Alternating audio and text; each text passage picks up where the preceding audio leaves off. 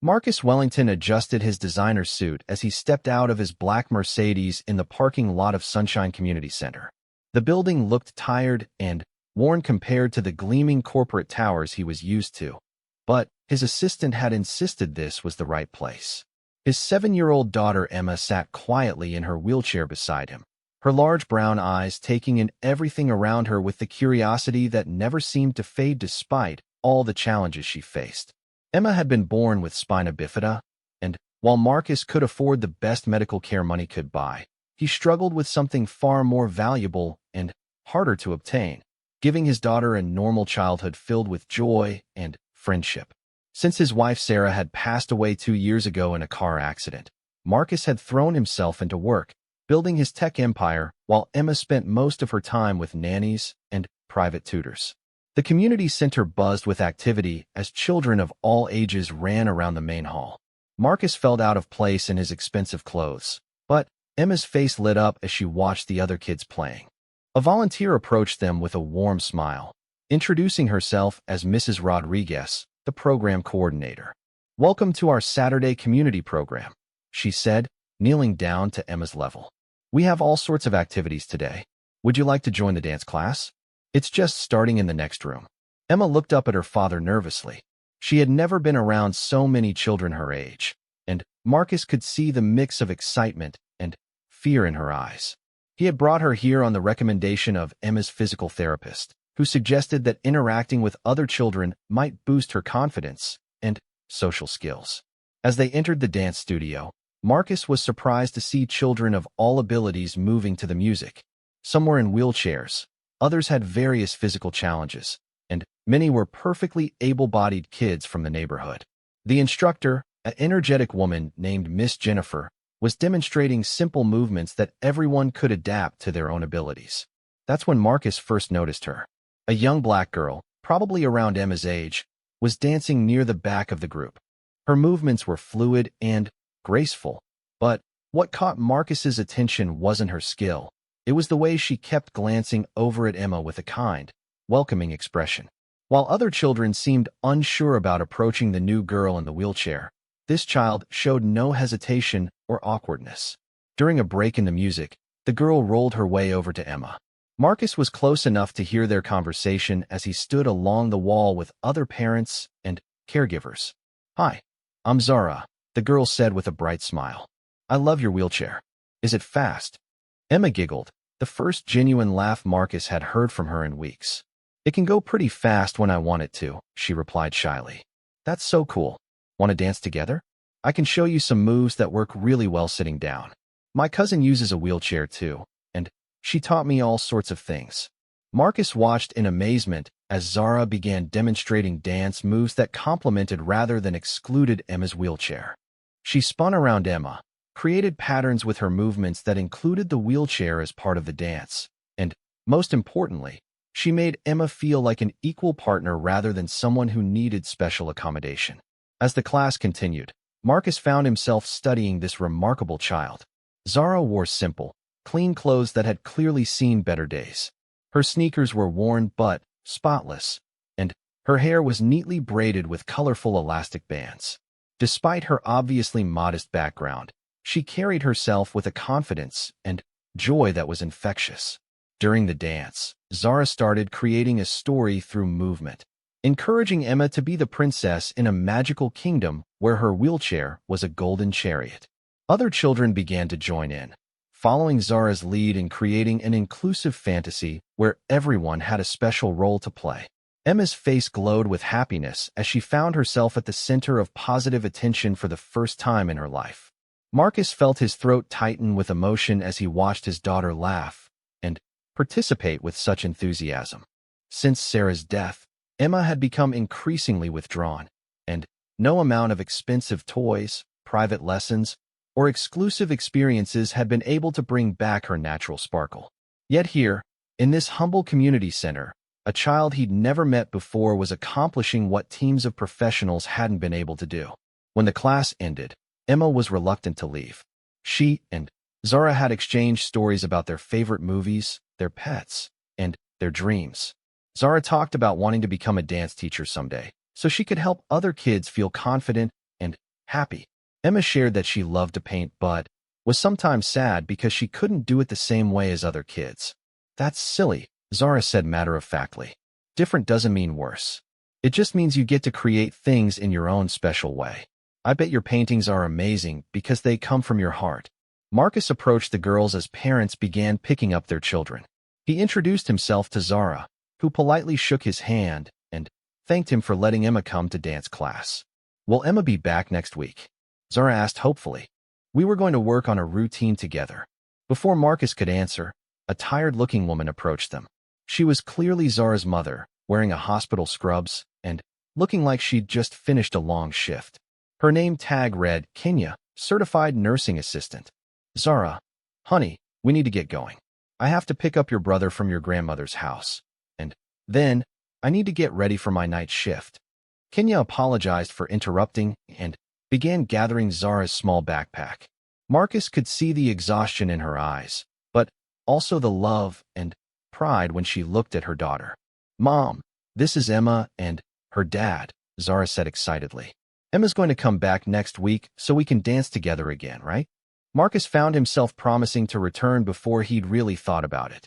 Something about Zara's genuine enthusiasm and the way Emma was still smiling made the decision easy.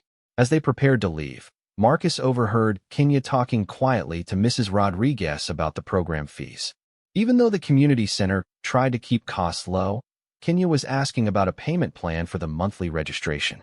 Marcus's business mind quickly calculated that the amount she was worried about was less than what he spent on coffee in a typical week. Outside in the parking lot, Marcus helped Emma into their car while Kenya and Zara walked toward the bus stop.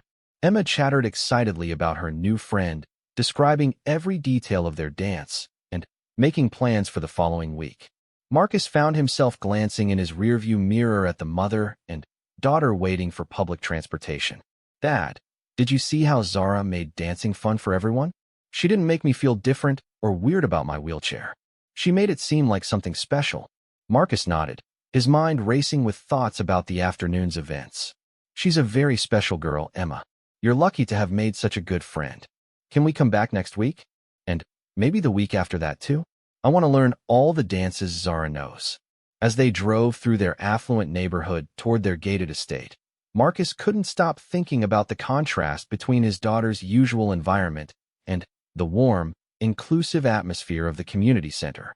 Emma continued talking about Zara, describing her kindness, her creativity, and her natural leadership among the other children. That evening, after Emma had gone to bed, Marcus sat in his home office surrounded by the trappings of his success. Awards, photos with celebrities and politicians, and expensive art filled the walls. But his mind kept returning to a young girl in worn sneakers who had given his daughter something priceless, the feeling of belonging and acceptance. He thought about Kenya, working multiple shifts to provide for her family, while still making sure Zara could participate in activities that enriched her life. He thought about the community center, struggling to keep programs running with limited resources. And he thought about Emma, who had smiled more in one afternoon than she had in months. Marcus began researching the Sunshine Community Center online, learning about their mission, their programs, and their constant battle for funding. The center served over 300 families in the area, providing after-school programs, summer camps, adult education classes, and various therapeutic services for children with disabilities. Their annual budget was smaller than what Marcus's company spent on office supplies. As he read testimonials from parents whose children had benefited from the center's programs, Marcus realized he was witnessing something his money had never been able to buy: genuine human connection and community support. The center wasn't just providing activities. It was creating a place where differences were celebrated rather than merely tolerated. The next morning at breakfast, Emma was still talking about Zara and their plans for the upcoming dance class. She had drawn a picture of the two of them dancing together, with Emma's wheelchair decorated like a royal carriage and Zara wearing a flowing dress that seemed to capture movement even in the simple crayon drawing. Dad, do you think Zara has lots of friends at her school? She's so nice to everyone. I bet all the kids want to be her friend. Marcus smiled at his daughter's innocent assumption that someone as wonderful as Zara must have an easy life. He decided not to share his observations about Zara's family's financial struggles or his growing understanding of the challenges they likely faced. Throughout the week, Marcus found his thoughts returning to Saturday afternoon. He caught himself wondering how Zara was doing in school, whether Kenya was managing to work her demanding schedule while raising two children, and what other families at the community center might be struggling with similar challenges. He also noticed changes in Emma.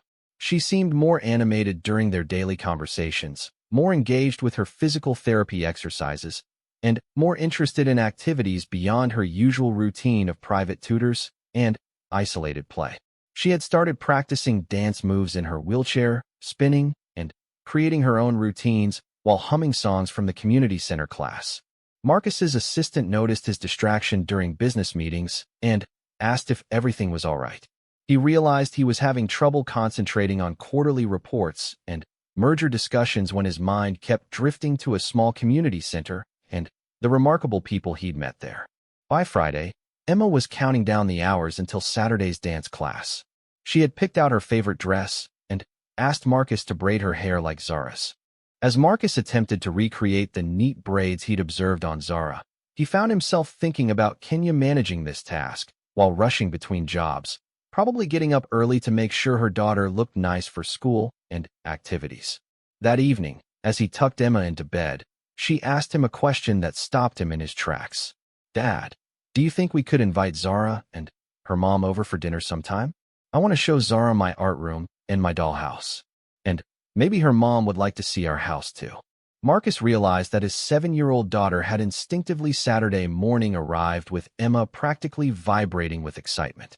She had been ready for an hour before they needed to leave, sitting in her wheelchair by the front door with her dance bag packed and her hair neatly braided just like Zara's.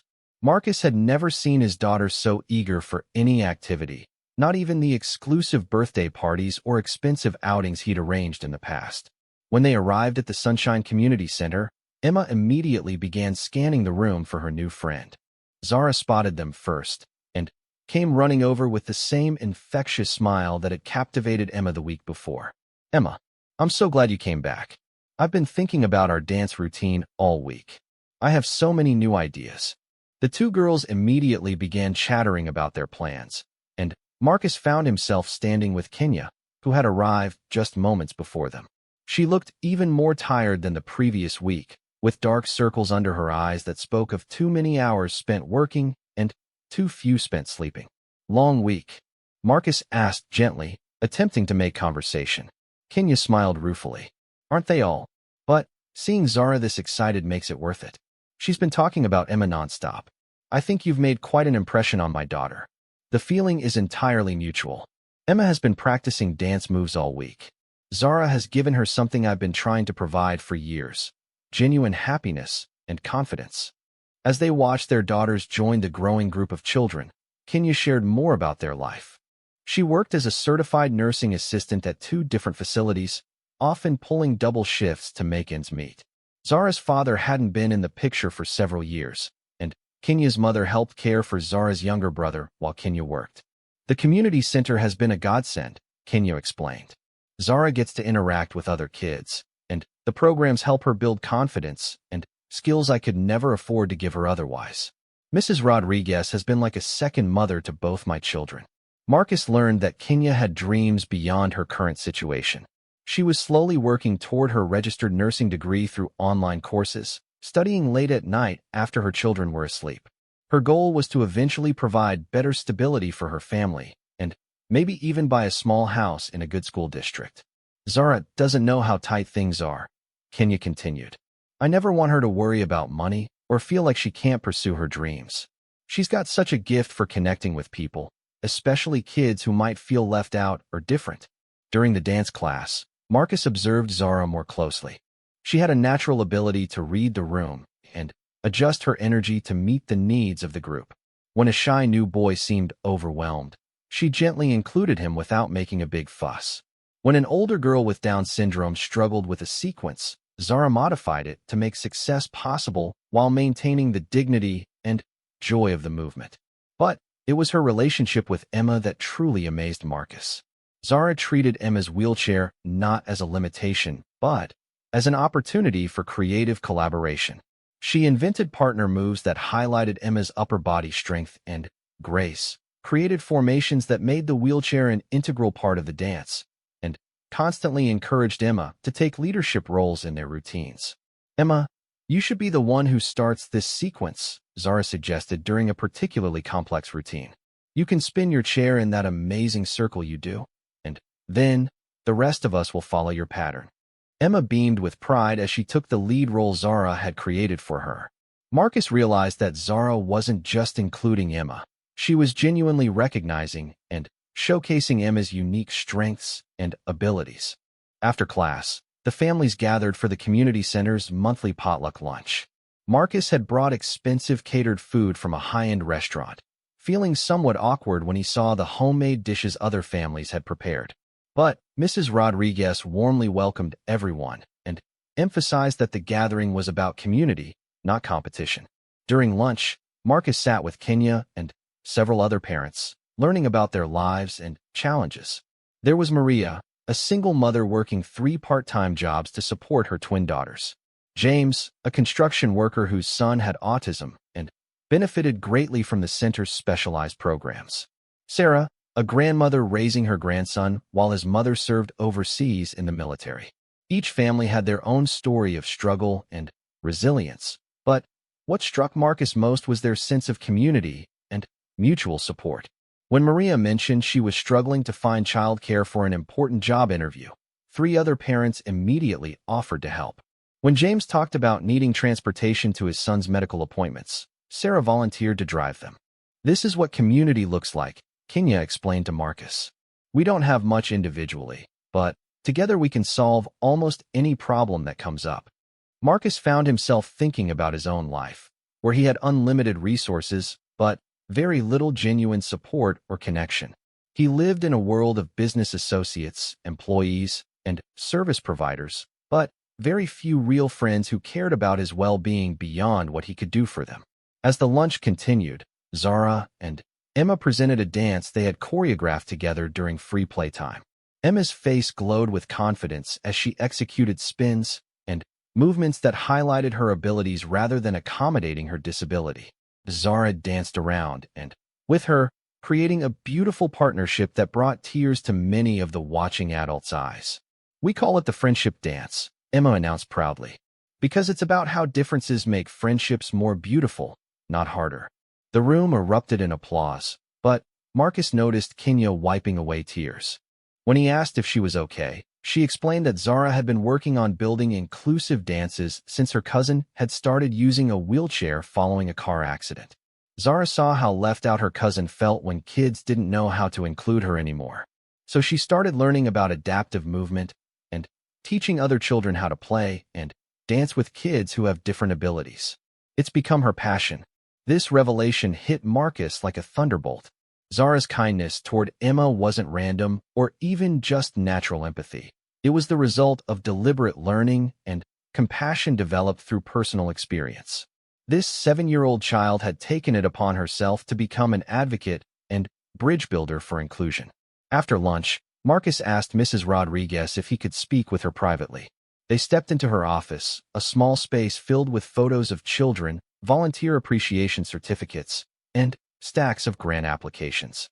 "Mrs. Rodriguez, I want to understand more about the center's needs and challenges. What I've seen here today, the community, the inclusion, the impact on these children, it's remarkable. But I sense there are financial pressures." Mrs. Rodriguez sighed, looking at the grant applications on her desk. "Mr. Wellington, we're always operating on a shoestring budget. We depend on grants, donations, and volunteer support to keep our doors open. The building needs major repairs. We need more adaptive equipment for children with disabilities, and we can barely afford to keep qualified staff." She explained that they had a waiting list of families wanting to participate, but couldn't expand programs without additional funding. The therapeutic equipment they needed for children like Emma cost thousands of dollars. Many families couldn't afford even the reduced fees they charged, so scholarships were constantly needed.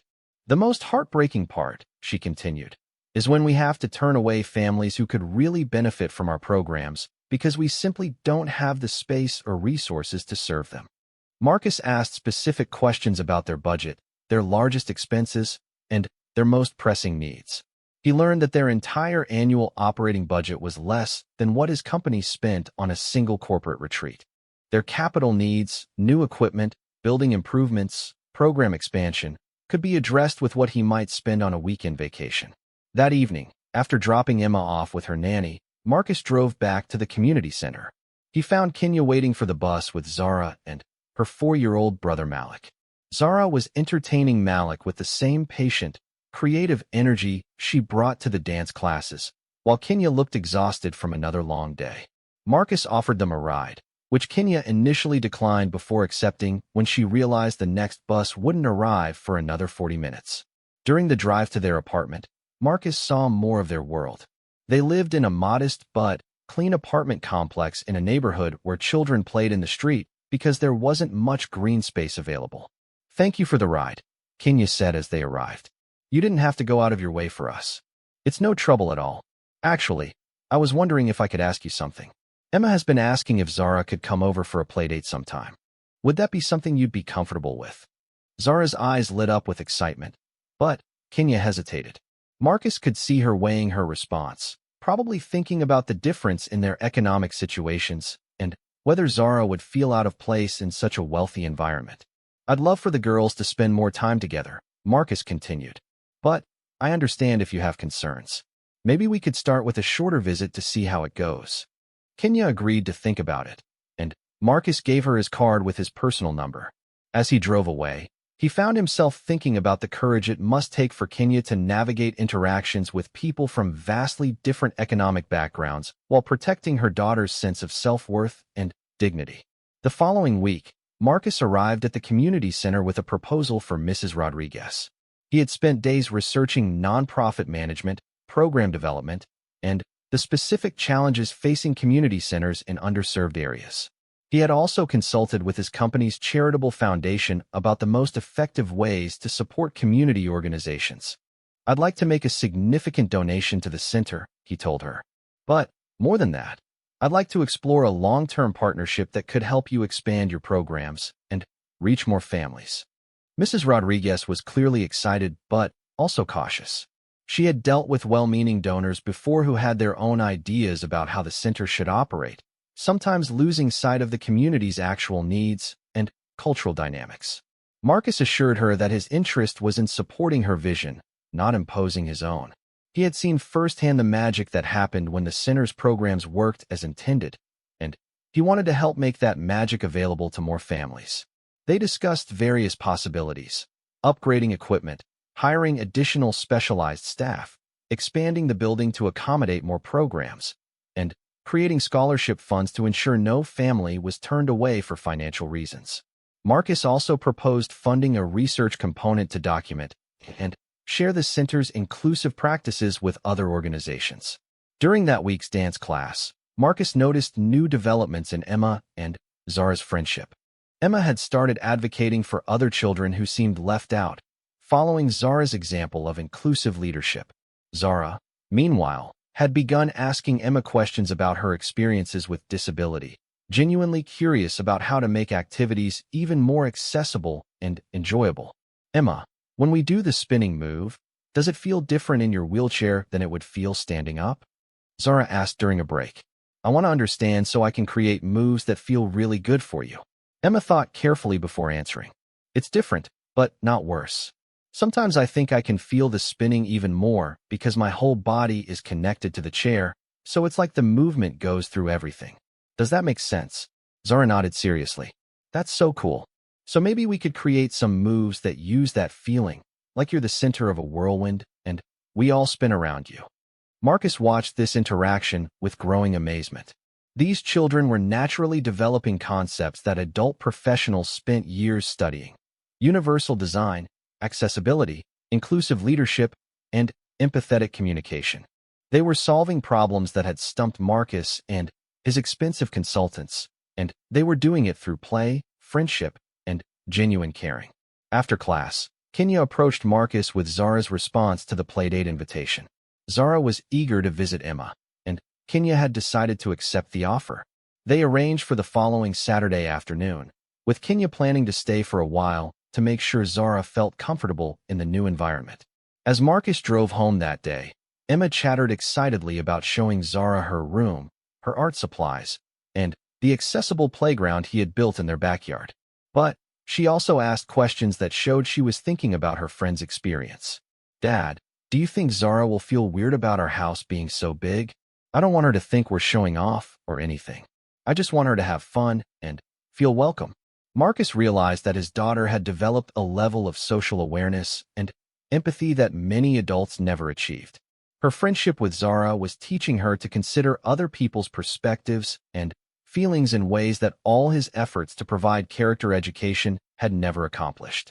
That night, Marcus called his assistant and asked her to research the best practices for hosting children from different socioeconomic backgrounds. He wanted to make sure the playdate would be comfortable for both girls and would strengthen their friendship rather than creating awkwardness or division. He also found himself thinking about Kenya's dreams of becoming a registered nurse and Zara's aspiration to become a dance teacher. For the first time in years, Marcus was considering how his resources might be used not just for business success, but for supporting the dreams and potential of remarkable individuals who had already given his family so much. The morning of the playdate, Marcus found himself more nervous than he had been before billion-dollar business presentations. He had spent the week preparing his home to be welcoming while trying not to make the wealth gap too obvious. He put away the most expensive decorations, asked his staff to dress casually, and planned activities that focused on fun rather than showing off their resources. Emma had been awake since dawn, organizing her art supplies and practicing how to give Zara a tour of the house. She had made a list of things to show her friend and activities they could do together, but she kept asking Marcus if their house would make Zara feel uncomfortable. "Dad, maybe we shouldn't show her the movie theater room," Emma suggested. "It might make her feel bad that she doesn't have one at home." Marcus was struck by his daughter's sensitivity and emotional intelligence. At 7 years old, Emma was grappling with concepts of privilege and empathy that many adults never fully understood. When Kenya and Zara arrived, Marcus was immediately impressed by Zara's confidence and grace. Despite obviously being amazed by the size and luxury of the house, she maintained her natural warmth and enthusiasm. Kenya was more reserved, but she smiled genuinely when she saw how excited the girls were to be together. "Zara, welcome to our home," Marcus said warmly. "Emma has been planning this day all week." "Thank you for inviting us," Zara replied politely. "Your house is beautiful. Emma told me you have an art room where she paints. I'd love to see it." The girls immediately ran off together, with Emma giving Zara an enthusiastic tour. Marcus and Kenya followed at a distance, and he could hear Emma explaining everything with obvious pride, but also consideration for her friend's feelings. "This is my bedroom, but I picked it because it has the best view of the garden, not because it's the biggest one," Emma explained. "And this is the elevator that helps me get upstairs when I don't want to use the ramp. Do you want to try it?" In the art room, Zara was genuinely impressed by Emma's paintings. The walls were covered with colorful artwork that showed real talent and creativity. But what caught Zara's attention most was a recent painting Emma had created of the two of them dancing together. "Emma, this is amazing. You painted us from the community center. I look so happy in it. And you made my dress look like it's really flowing. You're a real artist." Emma beamed with pride, and Marcus noticed that Zara's praise wasn't patronizing or forced. She genuinely admired Emma's artistic ability. The two girls spent an hour painting together, with Zara proving to be quite talented herself despite having little experience with quality art supplies. During lunch, prepared by Marcus's chef but served family-style to maintain a casual atmosphere, the conversation flowed naturally. Kenya gradually relaxed as she saw how comfortable and happy Zara was. Marcus found himself learning even more about Kenya's background and dreams. She had grown up in foster care and aged out of the system at 18 with no family support. Through sheer determination, she had earned her GED, completed her CNA training, and was now working toward her nursing degree while raising 2 children as a single mother. "Education is everything to me," Kenya explained. "I want my children to have opportunities one never had, and I want to be an example for them that you can overcome any circumstances if you're willing to work hard and never give up on your dreams. Marcus was humbled by Kenya's resilience and determination.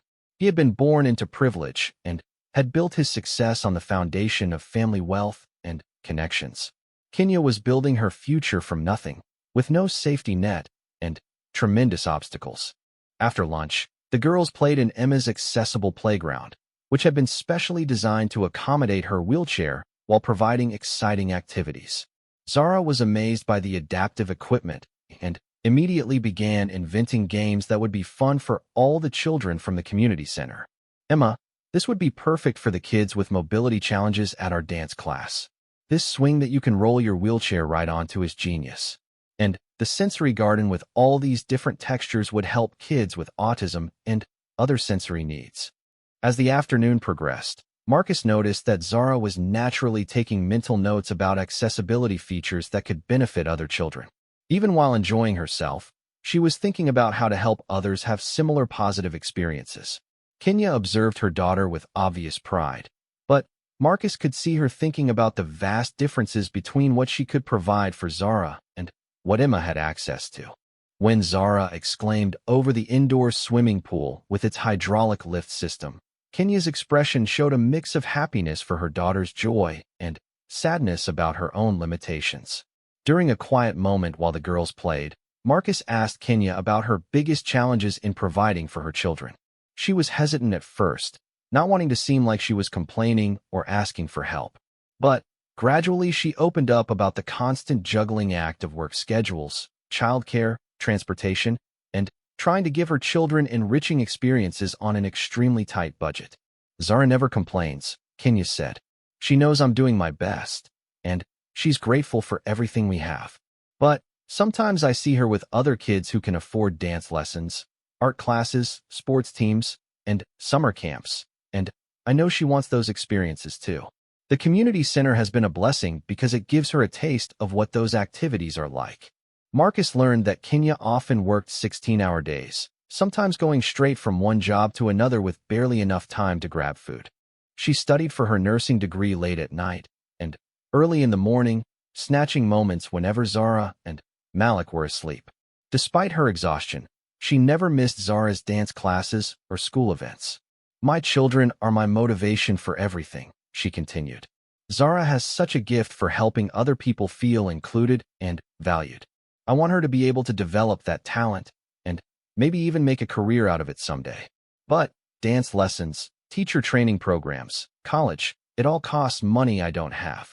As the playdate continued, Marcus watched the interaction between the two girls with growing appreciation. Emma was sharing her privileges graciously, while Zara was bringing creativity and joy that couldn't be bought. They were teaching each other in ways that would benefit both of them for life. When it came time for Kenya and Zara to leave, both girls were reluctant to say goodbye. They had spent the day creating art, swimming, dancing, and developing inside jokes that had them giggling constantly. Emma asked if they could have regular playdates, and Zara suggested that Emma might like to visit her home sometime too. I'd love to show you my room, Zara told Emma. It's really small compared to yours, but I have it decorated with pictures of all my friends from dance class. And my mom lets me paint designs on one of the walls. Plus, my grandma lives in the apartment next door, and she makes the best cookies in the world. Marcus drove Kenya and Zara home, and during the ride, he made a decision that would change all of their lives. At a red light, he turned to Kenya with a proposal that had been forming in his mind all afternoon. Kenya, I hope you don't mind me asking, but how much would it cost for you to complete your nursing program without having to work the extra shifts that are taking time away from your studies and your children? Kenya was surprised by the directness of the question, but answered honestly. The amount she mentioned was substantial for her budget, but relatively small from Marcus's perspective, less than he might spend on a single business dinner. I've been watching Zara today, and I'm amazed by her natural leadership abilities and her gift for inclusion. Emma has learned more about empathy and friendship in the few weeks since she met Zara than in all the character education programs I've paid for. I'd like to invest in Zara's future by helping remove some of the financial stress from your family. Kenya was quiet for a long moment, clearly processing this unexpected offer. When she spoke, her voice was careful and dignified. "Mr. Wellington, I appreciate your generosity more than I can express. But I need you to understand that I'm not looking for charity. I'm proud of what I've accomplished on my own, and I want my children to learn the value of hard work and self-reliance." Marcus quickly clarified his thinking. "I'm not offering charity, Kenya. I'm proposing an investment in exceptional people who have already given my family something invaluable." Zara has transformed Emma's confidence and social skills in ways that all my money couldn't accomplish before. "You've raised a daughter who naturally understands inclusion, leadership, and kindness. That's not luck. That's the result of excellent parenting and strong values." He explained his vision of supporting Kenya's education as a way of multiplying the positive impact she and Zara could have on their community.